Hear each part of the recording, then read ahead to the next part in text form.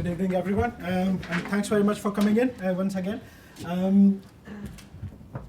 I would like to say thanks to Gravitas as well to organize this networking event. I think it's quite helpful when you are working in the same sector and coming together. My name is Sandeep Tyagi. My background is IT operations management, and then gradually I moved into business management and business consultancy. Have been doing MBA from Warwick Business School from last 2 years, coming to an end now. And my presentation is going to focus on leadership today. I'm not going to touch upon how you're going to deliver it or implementation of transformation program. It's purely leadership, and I'm pretty sure Tara is going to focus on those things. To start with, why transformation? If you know why you need transformation or change in your organization, and what you need to do, what you're going to do, then it's very easy to find out how you're going to get there. So why transformation? Change is inevitable. There is a say, I've read it a number of times, and I personally believe change is inevitable at least at workplace. Most of the organizations, I believe 75% businesses within UK are going through transformation at the moment. And while studying entrepreneurship and new venture creation, I read this, that 25% new venture fail in their first year and 70% fail in their 10th year. Guess why? Because they do not adapt change. That's a problem. So again, change is inevitable, change is very important. And type of changes there can be number of factors, political factors where new reforms are coming in, and your organization or company is being forced to bring change in the organization. Economical factors, from last couple of years, we have been going through credit crunch, and many organizations are focusing on how to save money, what to do. So they are doing process re-engineering, they are bringing new systems in to bring efficiency within the organization to save money. Customer needs, your customers may need 24/7 services, or recently the drone services have started going here and there. Amazon is launching this, so that is again transformation.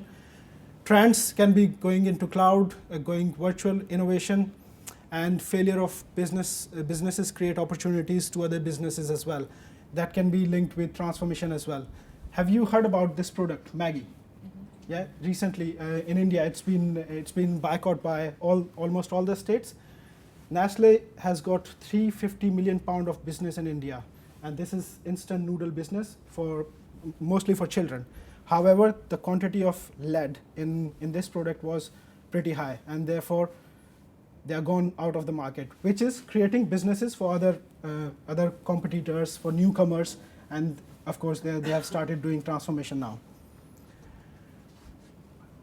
What do you think, how important the vision is after you know why? Okay. Do you know this guy? Right? Winston Churchill, a great leader, emotional leader. I've read about him.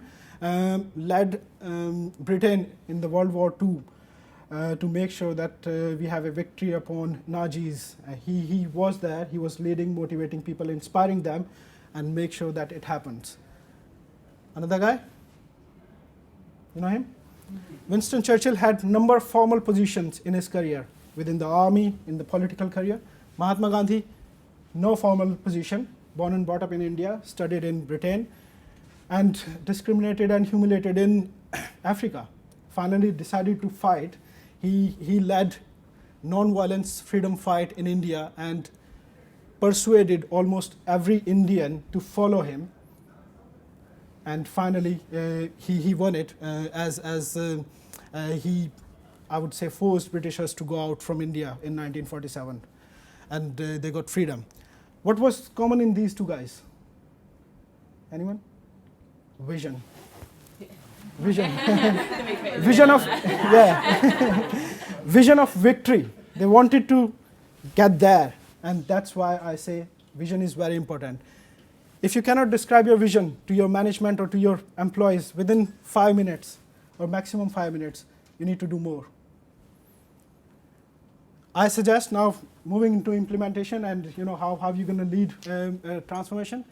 I suggest you have number of stages in your transformation program. There can be 2 stages, there can be 8 stages, depends on on the size of your program. Make sure transformation program is aligned with your corporate strategy, which links with vision. Your vision must be very, very clear. You must know what you are going to achieve as a leader. Identify people with leadership skills and form a core team. I've learned it from Steve Smith while working with him at Genesis, that you need to find people who has got good strength, who has got focus of delivering, who can manipulate, manipulate, who can motivate people, who can inspire them, and who has got good reputation in the business, so people can trust them. I'll talk about getting how you can get buying in a minute. And I've been asked a number of times how you can fill the gap if leaders are not available. You can hire experienced consultants. There are few. There are many here. Promote employees who can lead, and you can, of course, motivate and inspire people. Appoint dedicated operational team for planning and implementing. This is usually called PMO team. You need it for implementation. Communicate urgency, prepare organization for change and reduce complacency. This is one of the biggest problems which almost all organizations face. And I was speaking with Steve Smith. He ended up in the same situation recently. I'm helping Octavia because they are facing the same problem. Bombard people with information for future opportunities. Share low customer satisfaction statistics to create that sense of urgency that, no, we need to get there, why this is a problem. Share any other crisis info with facts. You need to be very clear that facts are there. Make senior management visible. Recently I asked all the directors to go out and have a road show, directly speak with employees so that they can understand what they are facing, if they have got any frustrations. Organize discussions in the kitchen. This is what I like. You must have change champions in your transformation program. Just ask them to go and talk about all these issues to create sense of urgency, because that's where people come and they talk about all those things in and out. So it's very important to have something like that. Baseline and review. I think this is a change curve, and you must have seen this, and this is a typical situation in any organization when they are going through transformation. It starts with denial and finishes at change accepted commitment. Most of the time, what happens is we don't review these stages. I suggest if you have got stages, you must review them by end of every stage, and you must ensure that you have got right strategies to resolve these issues. Most difficult situation is red stage. I suggest you organize team building events, you do a lot of consultation, you do a lot of communication, engage them if people are frustrated and they say, oh, you have never discussed this with us, we don't know about this. So engage them as much as you can. Give them opportunity to contribute and speak. Trust them. This is very much required. Communicate, communicate, communicate. Most of the time people say, oh, if we are doing too much communication, it's not going to work. No, it works. You need to make sure that you are precise, share only useful information. And you must have a dedicated team for communication. If too many people are sending communication out, it's not going to work. Number of possible communication channels. I suggest use every possible channel you can. Meetings, emails, blah, blah, blah. WhatsApp, Jazz is sitting there.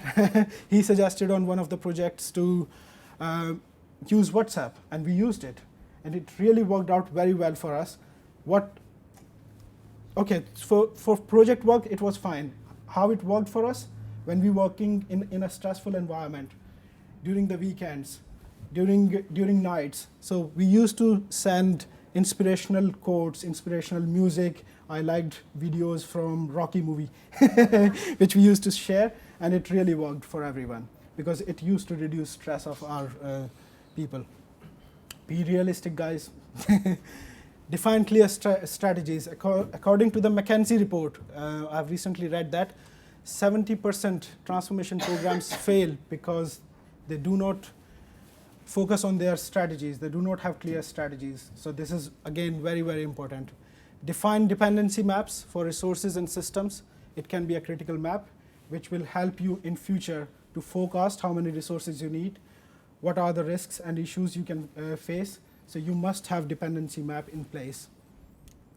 Put clear program structure in place and appoint required resources. This is another problem which almost, I won't say everyone, but yeah, I think 75% people face, because they launch transformation programs, they do not forecast how many people they would need and eventually end up hiring people at the last minute. It costs you more and it creates more risk for you. So you need to be very, very clear how many resources you need. Hire them in the beginning so they can be a part of your transformation program since the beginning. Never underestimate existing change managers, because they have got tremendous knowledge about your business and your processes. They understand it. It is a tendency in the housing associations specifically that we ignore them. Please make sure that they are a part of your program. Review progress and communicate. Again, it goes to communication. Define program methodology and ensure consistency. I've seen people, a number of projects even working for me, they used to use their own templates, they used to have their own methodology of managing projects, and I end up facing issues when I was sitting in front of senior management where they are asking, what's happening? Why are they using different templates? Go back, ask them to do the same work again. So it's time-consuming job. Make sure you have got clear consistency throughout the program for the success of it. Do not overcommit and don't take U-turns. Be a leader. Motivate people. Inspire them. Don't be overconfident. Otherwise, this can transform your image in the organization. Sorry, I couldn't resist. Network within and outside the organization. Almost, I think everyone knows about it, that how much networking is important. So I won't be talking about it more. But use your operational networks to get the work done. Use your personal network to get personal strength. Use your strategic networks to get the strategy knowledge to get how you can craft your vision together. Be playful with yourself. Try new things. Observe role models and keep refining your style. You must have role models. It can be Steve Jobs, it can be someone else. And keep observing them. Learn from them, how they have managed situations in the past. And keep redefining your style, redefining your role. Take calculative risks. Risks are very important in transformation programs. Aim to learn. Do not just focus on performance goals. Ask your team and be ready to learn at any point of time. Don't stick to your story, learn from others. Be very, very flexible. Have fun with employees, be visible. This is a question people usually ask, how I can be more visible. Do funny things. Just be a dog, I would say. Define your territory. Go anywhere you want, and literally don't leave any space in your organization where you can't walk, where you can't see people, where you can simply go and do anything, or pay, if you are hungry, just grab. And then when people ask, oh, this is mine, say, welcome to my program. Touch them. Put a hand around them. Yeah. So be playful, so that once you are in that position, then people literally come near to you. They become very, very flexible, and it works out really well. And once you are at that stage, then you can literally persuade people. They start listening to you. So this is required. Be a chameleon.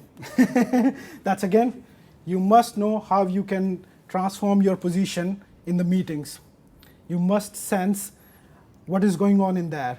I would suggest you guys to read an article why people are calling Barack Obama as chameleon. Please do read that. You can find it at HBR, Harvard Business Review. Thanks. Empower people, provide needed training. This is a common problem where we fail. We simply think, all right, okay, one-off training is fine. No, provide them as much as training you can offer them. It can be one-to-one, it can be room training, it can be floor walking, it can be anything. Just give them enough tools and enough time so that they can learn. Host surgery workshops, that's another kind of training you can provide. Encourage employees to come up front and speak. Give them opportunity, because most of the time the frustration is, oh, I've never got an opportunity to speak. All right, come, speak. What do you want to say? Challenge them. Next time they won't speak.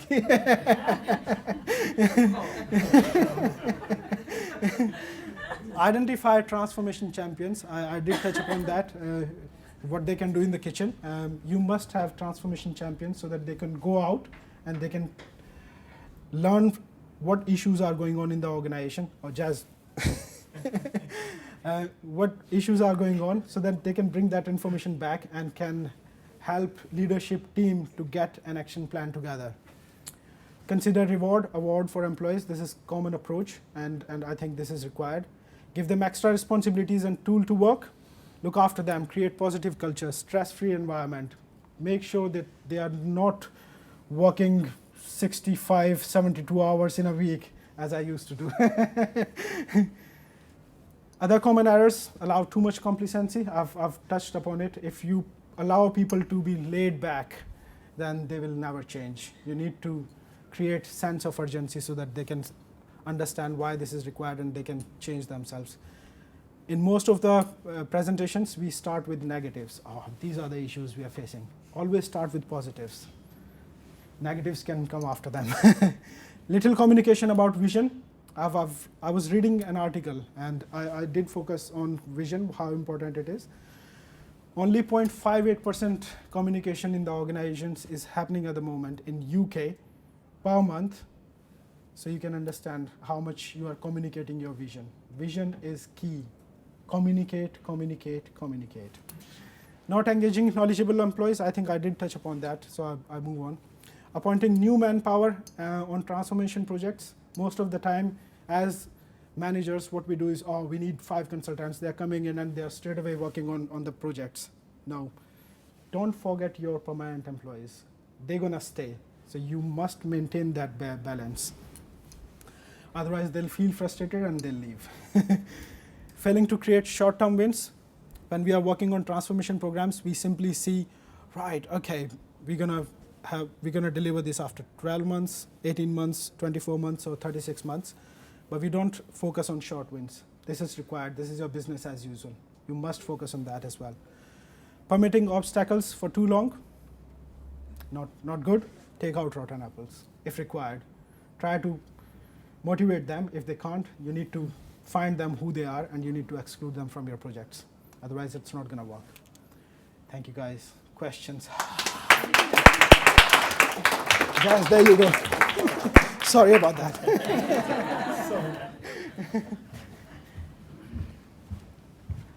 Please, any questions? I'll start us off, if that's okay. So, obviously, most of the delegates in this room today are public sector NPO, and I've been recruiting for the public sector and NPO sectors for pretty much the entirety of my career. I get sometimes a bit of stick from the rest of the senior management team about their commercial clients and how on the brink of technology they are and how on the edge of transformation they are, and there seems to be a stigma attached to the sector. Although I know housing is obviously moving towards a more commercialised view. Yeah. Do you think that change and transformation is more difficult within the public and NPO sectors than it is within the commercial world? I don't think so. I completely disagree with that because it depends how flexible your team is. If you have got flexible teams, then it's fairly easy. I've learned this from Steve, working with him, that you must, as I was saying, you must identify right people for your transformation program, and it's easy to go. Yeah. Changing people, changing culture can be difficult. Mm-hmm. But if you try a few of these things, it's going to be easy. Yeah. What all you need is management buying in. If they are happy to support you, then people will change. Yeah. I think a bit I'd add to that is around the fact that from what I've read and seen, it doesn't really matter what sector you're in. Most of these things do fail. Yeah, I said 70% transformation programs fail. And that's quite interesting. Yeah. So it's about getting the right. It's about all the things you talk about is largely change management. It's about making the right connection between the transformation and the program team and the delivery of the change. What tends to happen in programs, particularly ones like the one that we were involved in Genesis, is it was a top-down driven change requirement. So it took quite a lot of time to get that buy-in. And we connected well with the front line, but it took something like 70% replacing the executive and senior management in the organisation over that 2-year period. It was just quite sort of interesting, but I've seen that level of replaced executives and directors be a total disaster for some major global companies. Yeah. That we could name. So it is quite interesting. Actually, Yeah. we wrote an that in the social housing sector for whatever reason, smaller company, whatever. But we've seen other ones fail in the commercial sector. Yeah. So I totally do agree with Sandeep on that issue. I can add a bit to that because I used to work in a government project network, and there were all these statistics from the Office of Government Commerce and the Audit Commission about huge government projects failing consistently. And I think there were two issues. One was scale. The UK public sector has bigger projects than anybody else in the world, because the States and Germany and other big economies are more federal. So you don't get a national health service in the United States. It's at state level. It's at state level rather than the national level. And the second was in the UK public sector, a lot of people change roles every 2 or 3 years. So they had this kind of decision inertia where somebody would come in, by the time they were up to speed, they knew they'd be moving in a year. And so I think the really big government departments do struggle. But as actually I used to work for ICI, and frankly that was a bit of an elephant.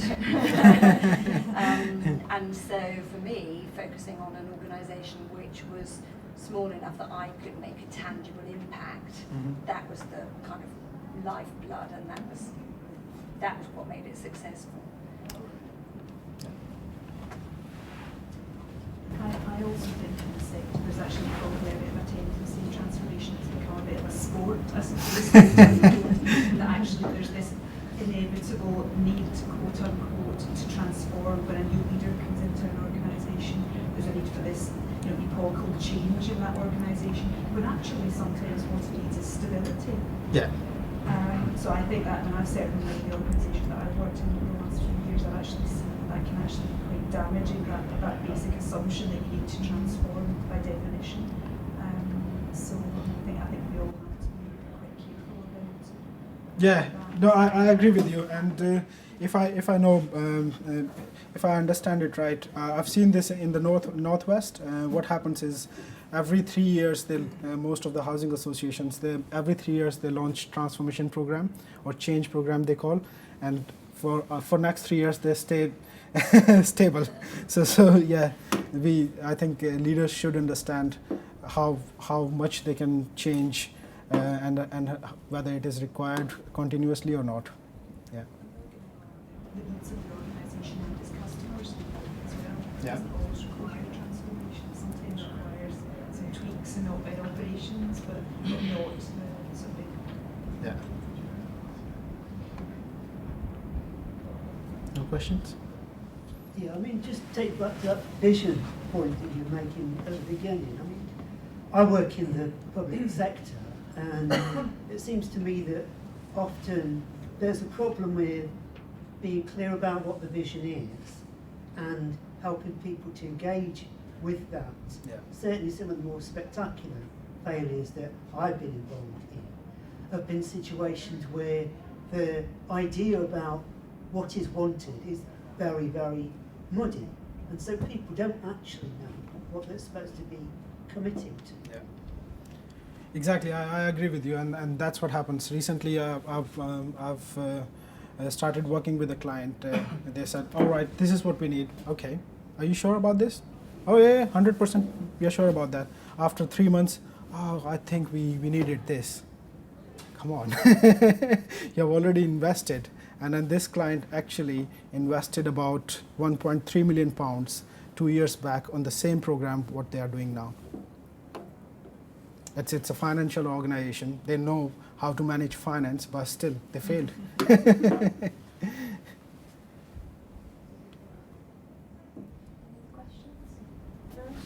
Preet. It's a kind of observation, to be honest. I think there is a slight, very minute difference between change and transformation. Would you agree with that, or do you think that change and transformation are very similar? Personally, I think there is a slight difference in change and transformation. It depends. People, I mean, again, I would say it depends because few people, they say it's a change program. Few say it's a transformation program. Transformation is transformation can be of a department, or can be for the whole organization. And transformation will include your people change, your processes, your systems, or all those things. Maybe change, maybe just a system change. So it depends how you compare that. There's a bit about the continuous improvement and transformational change, and also just the scope and the scale of the change in the first place. I think the key, one thing I learned from it, learned a huge amount through working with colleagues, and that was around the discipline needed to manage any form of change. To be able to do it actually with a, like I say, clear sense of vision, maybe a plan, maybe actually some resources behind that plan, and maybe working out how those things fit together, so you don't try and fire aim ready left, right and centre. I think one of the things we look at in the social sector, and I think across other businesses, is these sorts of things fail, and they fail visibly to people in the front line.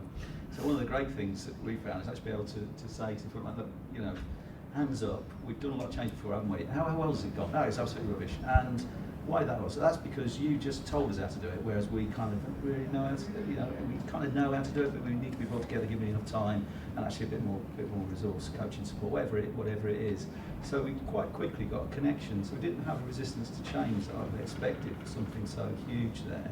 And it's because people were fed up of doing change badly and switching and changing every time. So again, that's interesting. So you can use some of those stories and drivers from where other things haven't worked, because they connect very closely with people who have to deliver the stuff at the end of the day when it doesn't go right. I'm conscious about time. I think it's a time to break. Thank you, everyone. Thank you very much for listening. And